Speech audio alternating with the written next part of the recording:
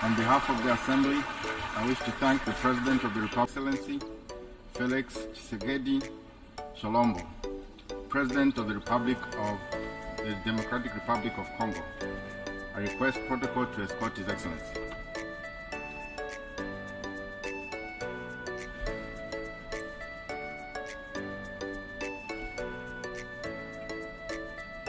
On behalf of the General Assembly, I have the honor to welcome His Excellency Felix Antoine Tshisekedi Tshilombo, President of the Democratic Republic of Congo, and to invite him to address the Assembly. His Excellency. Monsieur le Président de l'Assemblée Générale des Nations Unies, Excellences, Mesdames et Messieurs les chefs d'État et de gouvernement, Monsieur le Secrétaire Général des Nations Unies, Mesdames et Messieurs les chefs de délégation,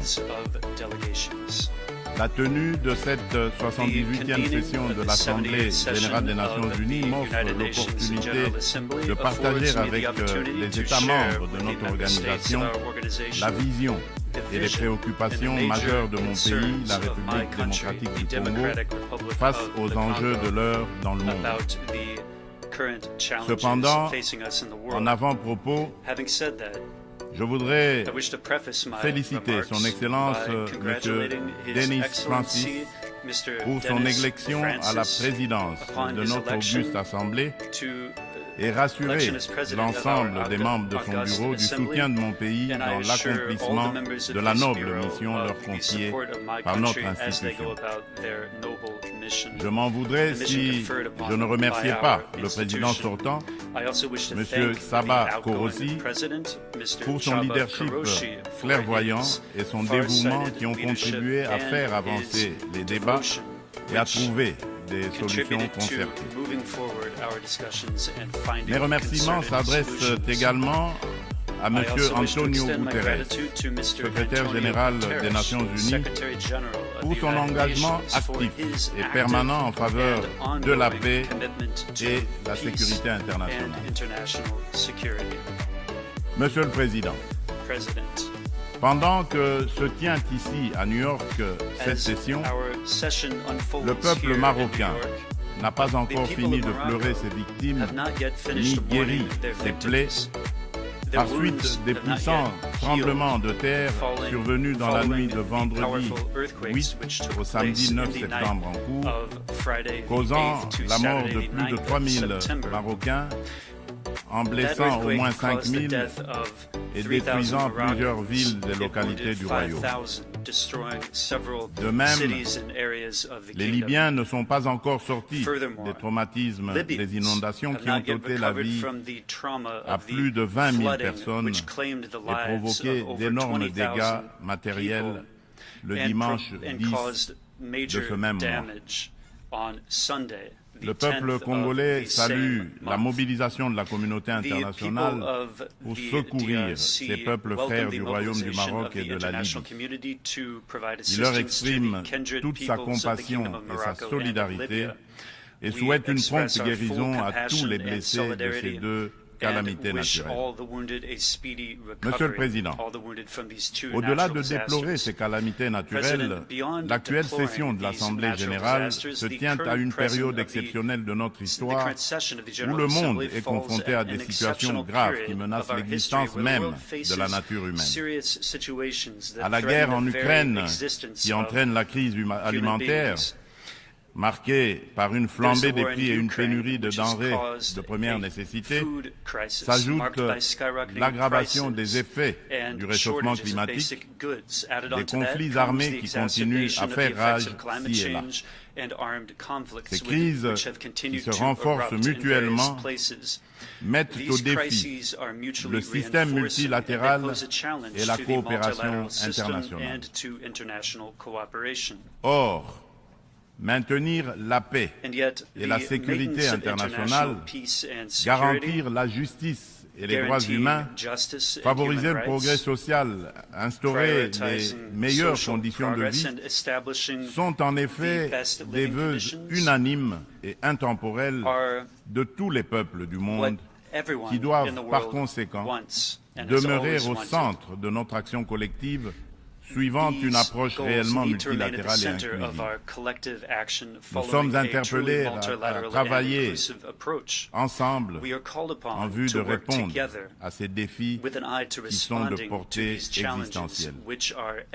C'est pour cette raison fondamentale que je salue la pertinence du thème central annuel de cette session intitulée « Rétablir la confiance et raviver la solidarité mondiale, accélérer l'action menée pour réaliser le programme 2030 et les objectifs de développement durable en faveur de la paix, de la prospérité, du progrès et de la durabilité pour tous. »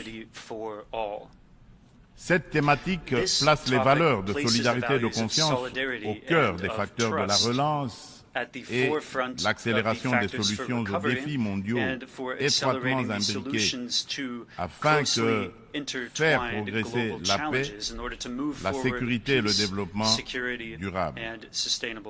Ces deux valeurs prennent tout leur sens dans le contexte de crise que nous vivons aujourd'hui. À ce sujet, il est essentiel de rappeler qu'à mi-chemin vers l'atteinte des ODD en 2023, sous l'effet conjugué des catastrophes climatiques, des conflits récurrents, de la récession économique et des effets persistants de la pandémie de Covid-19, les inégalités et la pauvreté se sont aggravées. La faim et la malnutrition sont en augmentation. Les besoins humanitaires et les déplacements de population atteignent des niveaux records. Et les catastrophes climatiques et environnementales plongent le monde dans un risque systémique et existentiel des plus graves.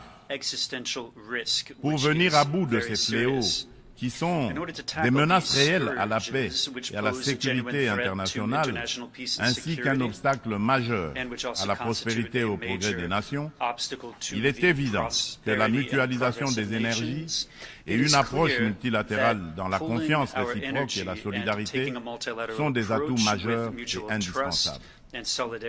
Monsieur le Président, le maintien de la paix et de la sécurité internationale constitue le fondement et l'objectif primordial de la création de l'Organisation des Nations Unies. Ceci requiert plus de détermination et d'engagement de tous face à toute menace contre la paix et la sécurité dans le monde.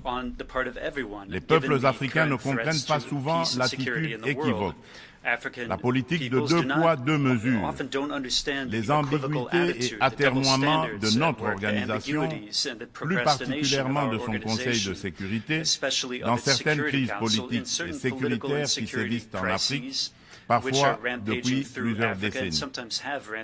C'est le cas notamment de la crise oubliée du Sahara occidental qui déchire deux pays frères, l'Algérie et le Royaume du Maroc, et dure depuis plusieurs décennies.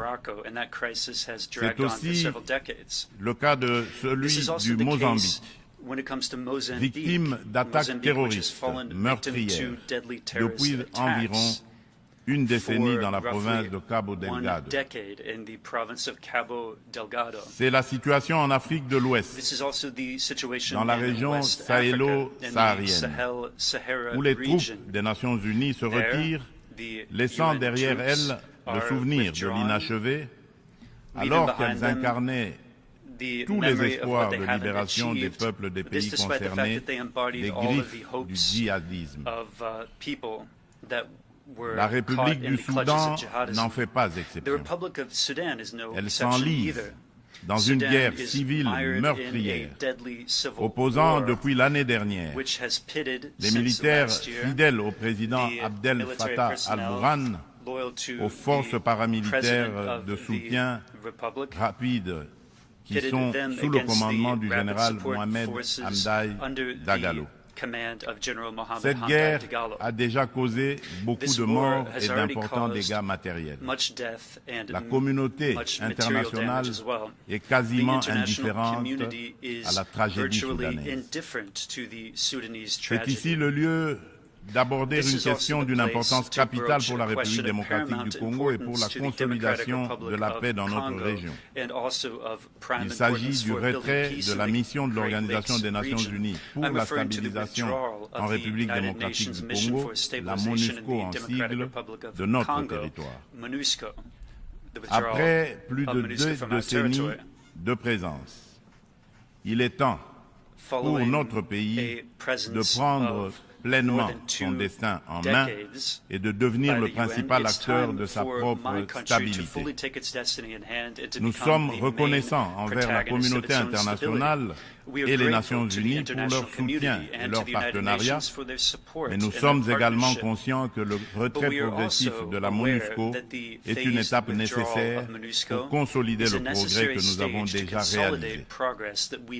Cependant, il est à déplorer que les missions de maintien de la paix déployées sous une forme ou sous une autre depuis 25 ans en République démocratique du Congo n'aient pas réussi à faire face aux rébellions et conflits armés qui déchirent ce pays et la région des Grands Lacs, ni à protéger les populations civiles.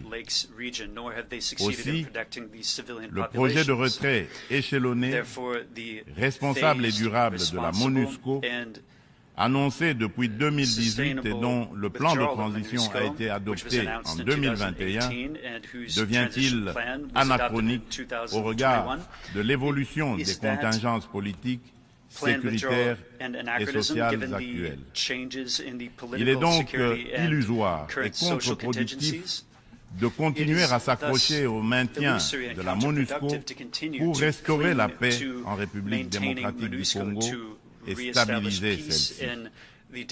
Par ailleurs, l'accélération du retrait de la MONUSCO devient une nécessité impérieuse pour apaiser les tensions entre cette dernière et nos concitoyens. Il est temps pour mon pays d'explorer de nouveaux mécanismes de collaboration stratégique avec les Nations Unies, davantage en phase avec nos réalités actuelles. C'est pourquoi, en ma qualité de garant constitutionnel de l'intégrité territoriale, de la souveraineté et de l'indépendance de mon pays, de la bonne tenue de notre nation ainsi que du bien-être de mes concitoyens, j'ai instruit le gouvernement de la République d'entamer des discussions avec les autorités onusiennes pour un retrait accéléré de la MONUSCO de la République démocratique du Congo, en ramenant le début de ce retrait progressif de décembre 2024 à décembre 2023.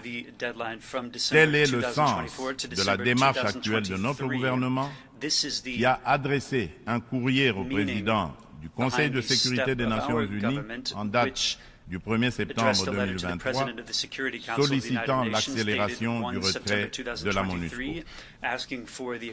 En sus du retrait accéléré de la MONUSCO, la République démocratique du Congo réitère sa demande au Conseil de sécurité de l'ONU de sanctionner toute personne physique et morale reconnue comme auteur, co-auteur et complice matériel et intellectuel des crimes de guerre et contre l'humanité, ainsi que des violations graves des droits de l'homme, du droit international et de la Charte des Nations Unies sur le territoire congolais. Il est injuste et inadmissible que des personnes citées comme responsables des crimes graves susmentionnés dans les différents rapports des experts de l'ONU elle-même sur la situation sécuritaire en République démocratique du Congo restent impunis dans le silence total de notre organisation et de ses membres, qui placent pourtant la lutte contre l'impunité parmi leurs priorités en matière de gouvernance interne et externe. À ce sujet, le gouvernement de la République démocratique du Congo salue chaleureusement les sanctions que vient d'infliger le gouvernement des États-Unis d'Amérique au Rwanda pour son soutien au groupe terroriste du M23 et à un de ses hauts responsables impliqués dans les aventures criminelles au Congo. Pour rappel, ce groupe terroriste supplétif du Rwanda ne respecte aucun des engagements conclus par les chefs d'État de la région dans les cadres des processus de Luanda et de Nairobi.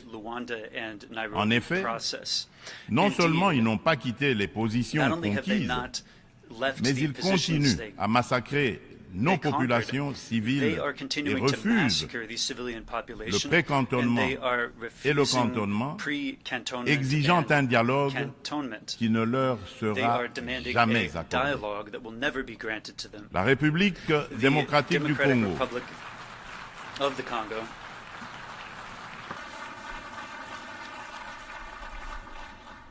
La République démocratique du Congo espère que les autres États suivront ce bon exemple montré par les États-Unis d'Amérique de soutien à la lutte commune contre l'impunité et au triomphe des idéaux de justice et de solidarité entre les peuples.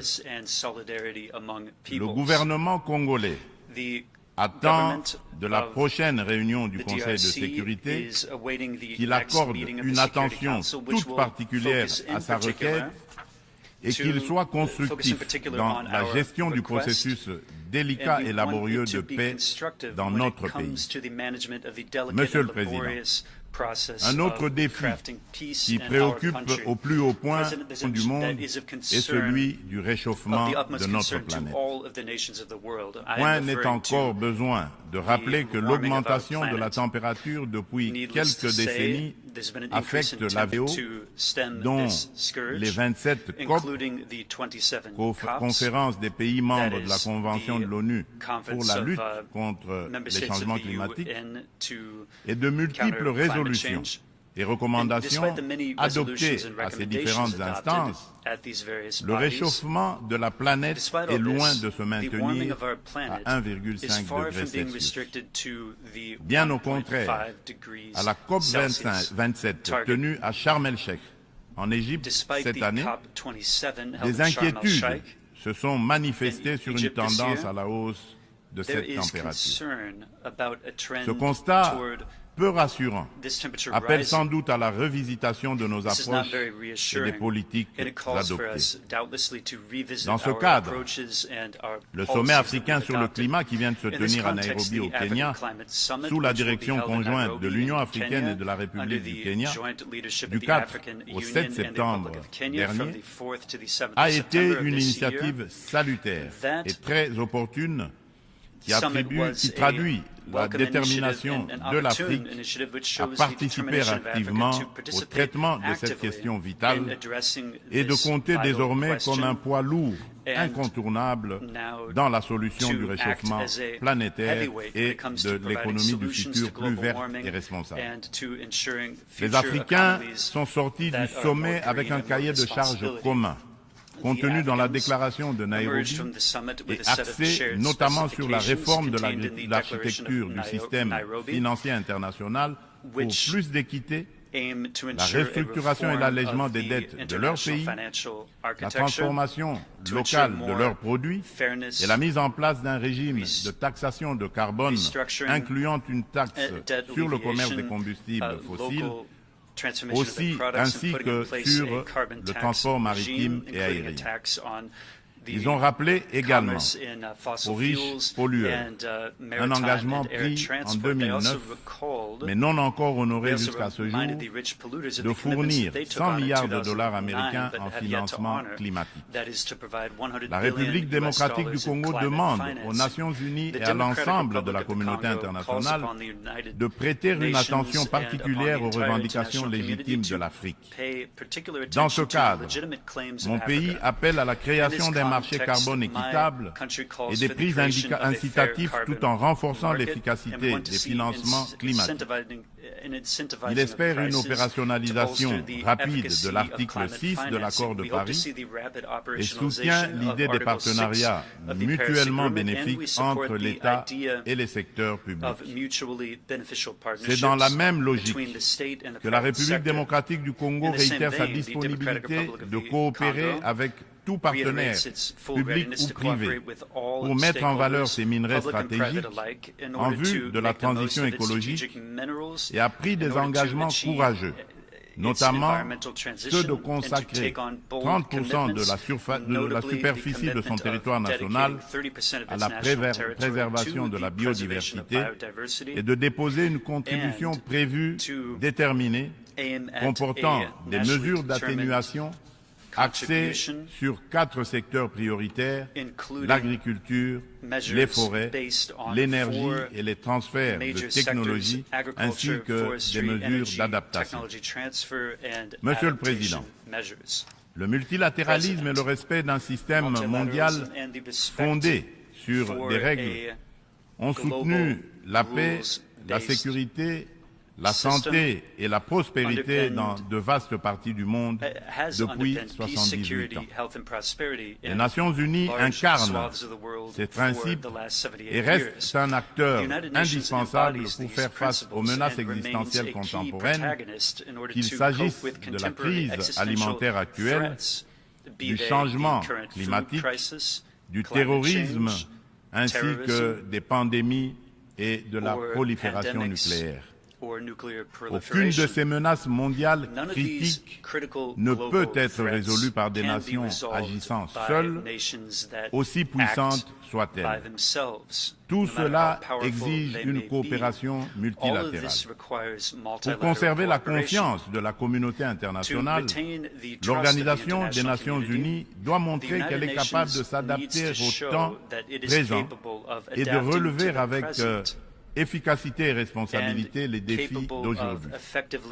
Aussi, pour donner un nouveau départ au multilatéralisme, la réforme de la Charte des Nations Unies sur les points clés, Conseil de sécurité, veto, chapitre 7, recours à la force, est-elle indispensable, mais ne serait pas suffisante.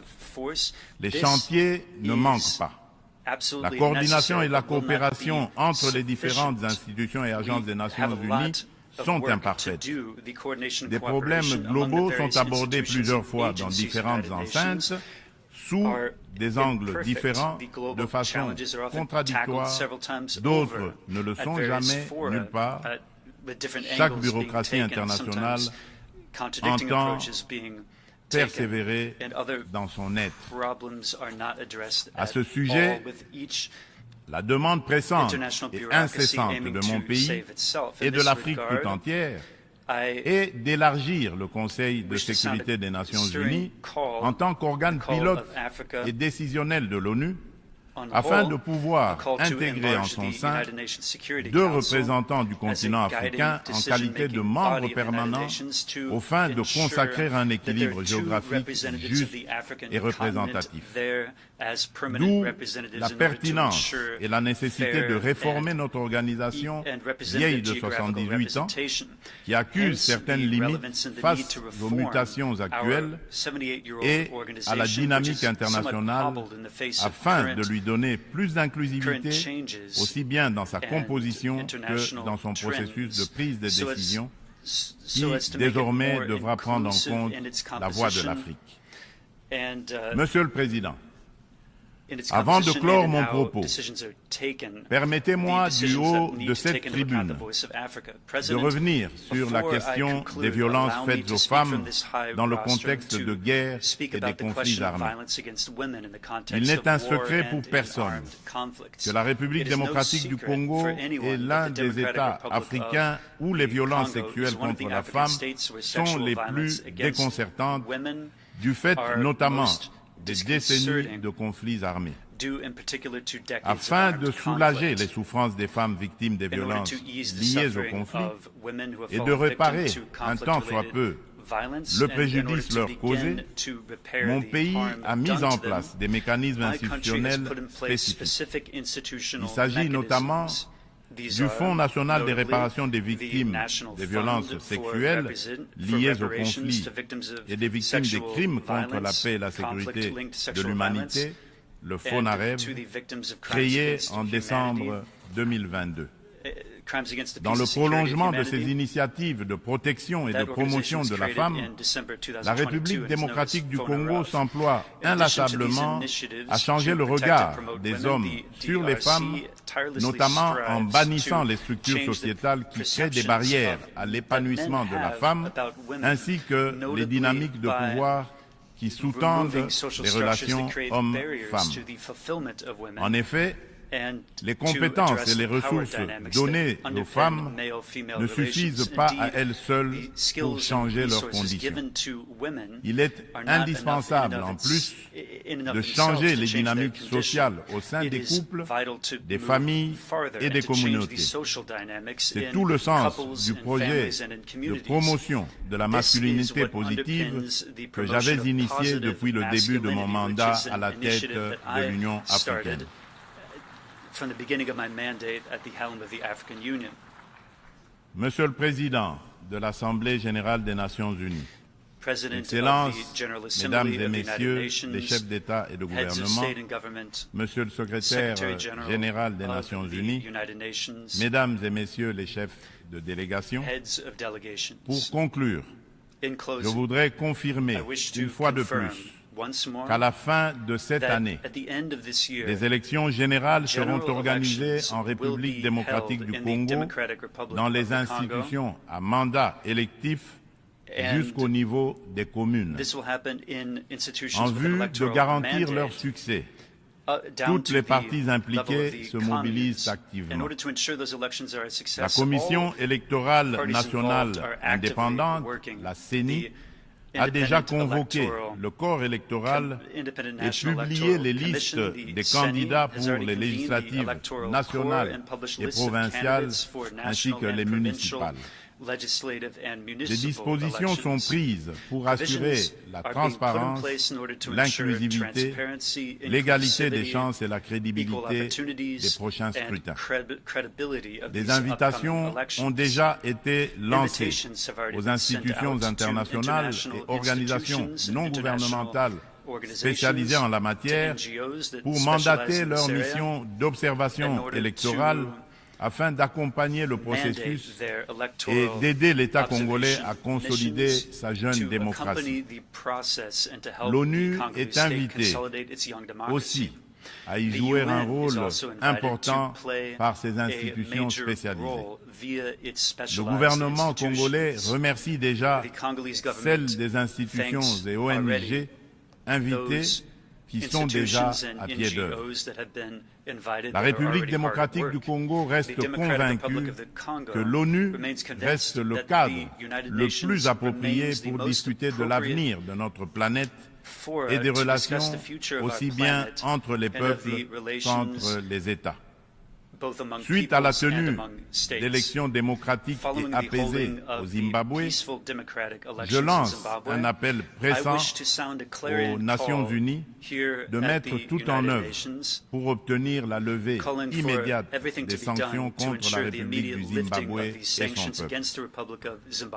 Cependant, pour remplir efficacement ces lourdes et délicates missions et mériter la confiance de tous, l'ONU doit incarner les valeurs de justice, d'équité et de solidarité et être représentative de tous dans notre diversité culturelle, politique, économique et sociale.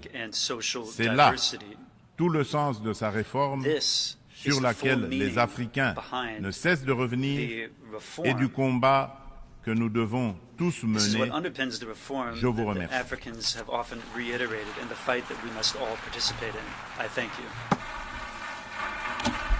On behalf of the Assembly, I wish to thank the President of the Democratic Republic of the Congo for the statement just made and request protocol to escort His Excellency. The Assembly will hear an address by His Majesty King Mswati III, Head of State of the Kingdom of Eswatini. I request protocol to escort his... Bonjour à tous.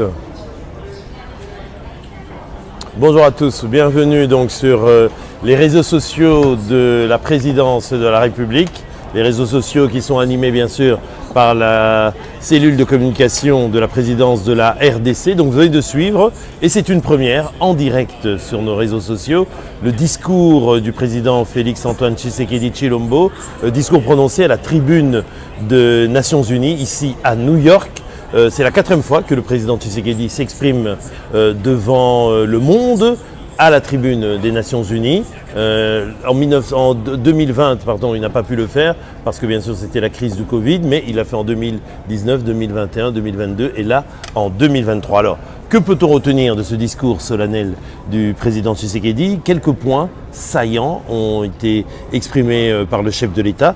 Notamment, il a commencé d'abord par rendre un hommage appuyé en tant que véritable panafricain pour les victimes des catastrophes naturelles de nos 2 pays frères africains, notamment au Maroc, victime d'un séisme, et puis aussi en Libye, victime d'inondations meurtrières.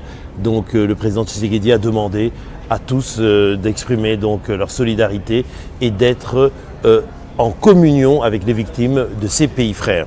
Ensuite, le président a rappelé le thème de cette Assemblée générale qui est celui de rétablir la confiance et de raviver la solidarité mondiale. Il a rappelé la nécessité justement d'avoir du multilatéralisme et d'avoir une solidarité mondiale parce que les problèmes du monde ne pourront être résolus que collectivement. Ensemble, nous sommes plus forts. Et il a rappelé, il a martelé cela, mais il a dit que pour pouvoir le faire, il faut que l'humanité, que la communauté internationale puisse travailler de concert, malgré les conflits, malgré les tensions qui puissent exister, qu'on puisse avoir une culture de dialogue et un travail en commun, notamment à partir, bien sûr, des ensembles sous-régionaux, des ensembles continentaux. Le président a aussi rappelé qu'il fallait justement ne pas avoir de politique de 2 poids 2 mesures. Il a fustigé en quelque sorte le côté équivoque parfois de cette communauté internationale qui s'émeut pour un conflit, et alors que d'autres conflits sont oubliés, sont laissés dans, si on peut dire, les couloirs de l'histoire. Et il a rappelé pour cela quelques conflits, celui qui se passe par exemple au Soudan, celui qui se passe au Mozambique. Et il a rappelé que par exemple, aujourd'hui, le monde entier s'émeut du conflit qui se passe au niveau de l'Ukraine, mais il y a aussi un autre conflit qui dure depuis près de 3 décennies. Il s'agit du conflit qui se passe à l'est de la RDC, où des groupes armés, des milices qui sont financées par des pays voisins, notamment le Rwanda, telle que la milice de terroristes du M23, qui sème la terreur justement, qui mettent en danger la paix et qui déstabilisent notre pays. Et il a dit qu'il faudrait que la communauté internationale se mobilise justement pour mettre fin à ce genre de fléau. Et le président a rappelé notamment que de ce point de vue-là, le gouvernement, les autorités de la RDC demandent instamment de mettre en œuvre et d'accélérer le retrait de la MONUSCO, cette mission des Nations Unies qui est venue ici en RDC depuis plus de 2 décennies pour essayer de rétablir la paix et la stabilité et qui malheureusement a connu, si on peut dire, un semi-échec puisqu'elle n'a pas pu rétablir la paix en RDC. Mais aujourd'hui, le peuple congolais, le gouvernement congolais a mis les moyens et veut que le pays assume lui-même sa souveraineté et puisse garantir, c'est-à-dire que notre armée, notre police, nos forces de sécurité puissent garantir elles-mêmes la stabilité et la sécurité de nos concitoyens. Donc de ce point de vue, le gouvernement congolais, hors de toute tension, hors de toute polémique, hors de tout conflit, va accompagner l'accélération justement de ce retrait de la MONUSCO. Mais ça veut dire qu'on va quand même garder des partenariats que l'on construira avec nos partenaires internationaux, que ce soit des pays, que ce soit des régions, que ce soit des organisations étatiques ou non étatiques, pour essayer justement de continuer à coopérer et de renforcer, de consolider cette paix et cette stabilité au Congo. Le président a aussi rappelé que de ce point de vue-là, il fallait que la communauté internationale condamne et un discours qui soit un discours clair, un discours sans équivoque sur le rôle mené par le Rwanda qui finance le M23, qui déstabilise, qui tue, qui viole, qui sème le chaos à l'est de la RDC. Donc de ce point de vue-là, le président Tshisekedi a salué de façon solennelle le geste des États-Unis, c'est-à-dire le gouvernement américain qui a tout récemment condamné le Rwanda pour le soutien que le Rwanda apporte aux terroristes du M23 qui ne respectent aucune des résolutions prises par les pays de l'Afrique de l'Est, notamment dans le cadre du processus de paix de Nairobi ou du processus de paix de Luanda. Ensuite, le président Tshisekedi a rappelé justement cette nécessité d'avoir une action solidaire au niveau mondial et c'est pour ça qu'il a parlé d'un des défis majeurs de l'humanité aujourd'hui qui est le défi de la lutte contre le changement climatique, contre le réchauffement climatique. De ce point de vue, le président Tshisekedi a rappelé que la RDC, pays qui détient un des plus grands bassins forestiers mondiaux, celui de la forêt justement tropicale, de la forêt qui couvre plus de 2/3 de la superficie du Congo, qu'on est conscient de nos responsabilités face au défi mondial aujourd'hui du réchauffement climatique.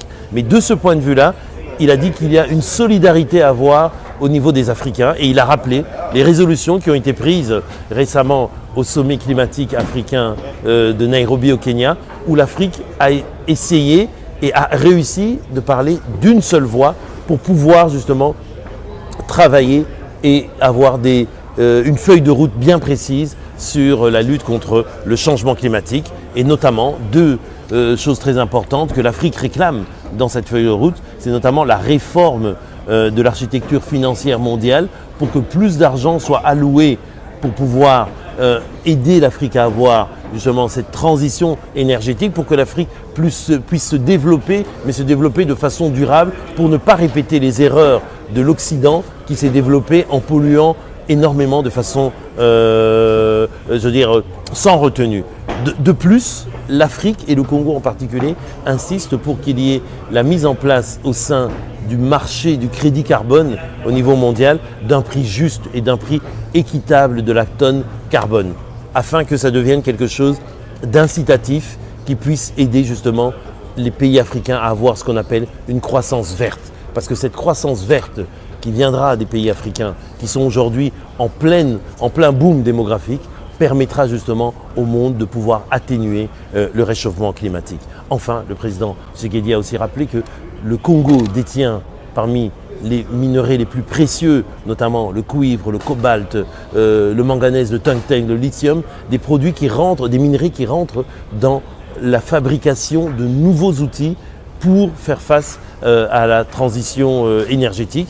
Et de ce point de vue-là, le Congo est ouvert pour essayer de nouer des partenariats mutuellement bénéfiques afin de pouvoir exploiter ces minerais de façon durable bien sûr, mais tout en transformant ces minerais au Congo, en Afrique, pour pouvoir capter une partie de cette plus-value et créer de l'emploi et donner de l'emploi à notre jeunesse qui représente aujourd'hui près de 70% de notre population. Il a dit aussi que le Congo, conscient de ses responsabilités, s'était engagé à consacrer 30% de la superficie de son territoire à la préservation de la biodiversité. C'est aussi un défi auquel l'humanité est confrontée. Enfin, le président a parlé aussi du multilatéralisme au niveau des organisations des Nations Unies, notamment justement l'ONU, où il se trouve actuellement, pour rappeler cette revendication africaine qu'il s'agit de demander qu'aujourd'hui, vu le poids démographique de l'Afrique, vu son importance dans l'économie mondiale et la géopolitique mondiale,